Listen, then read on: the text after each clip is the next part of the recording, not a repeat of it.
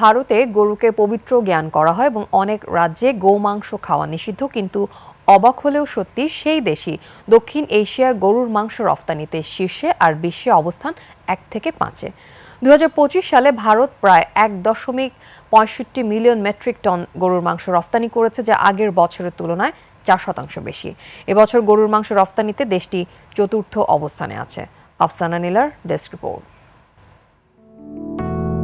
গরুর মাংস বিশ্বের বেশ কিছু অঞ্চলে অত্যন্ত জনপ্রিয় একটি খাদ্য। অ্যাওয়ার ওয়ার্ল্ড ইন ডাটা এর তথ্য অনুযায়ী বিশ্বজুড়ে গত কয়েক দশক ধরে সব ধরনের মাংস খাওয়ার হার ক্রমান্বয়ে বাড়ছে। জানা যায় যুক্তরাষ্ট্র, চীন, ব্রাজিল, ভারত এই দেশগুলোই ঘুরে ফিরে শীর্ষ গরুর মাংস উৎপাদনকারী দেশ হচ্ছে বছরের পর বছর।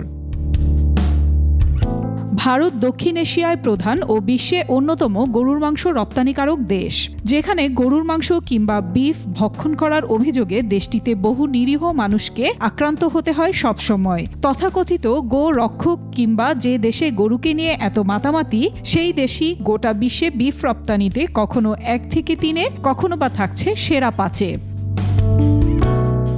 আন্তর্জাতিক সংস্থা স্ট্যাটিস্টার বিফ এক্সপোর্ট সংক্রান্ত বার্ষিক রিপোর্ট অনুযায়ী 2024-এ বিফ রফতানিতে দেশটি দ্বিতীয় হয়, 2025-এ হয় চতুর্থ। দেশটির প্রধান গরুর মাংস রফতানিকারক প্রতিষ্ঠানের প্রধানরাও হিন্দু ধর্মাবলম্বীর। প্রথম 5টি প্রতিষ্ঠান হল আল কাবির, বিশ্বের বিভিন্ন দেশে 4500 টন গরুর মাংস রপ্তানিকারক দেশটির প্রধান সতীশ সাবারওয়াল।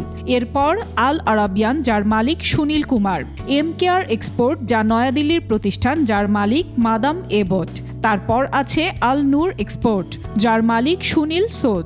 আর পঞ্চম বৃহত্তর গোমাংস রপ্তানিকারক প্রতিষ্ঠান উত্তরপ্রদেশের এভি এক্সপোর্ট, যার মালিক ওপি আরোরা। ভারতের বিভিন্ন রাজ্যে গো হত্যা ও গরুর মাংস বিক্রি আইনত দণ্ডনীয়। তারপরও কিভাবে এত পরিমাণ বিফ বিভিন্ন দেশে রফতানি হচ্ছে, এটি প্রশ্নের বিষয়। কেন্দ্র সরকারও এ নিয়ে উচ্চবাচ্য করতে রাজি নন। আফসানা নীলা, ডেস্ক রিপোর্ট, 21 টেলিভিশন।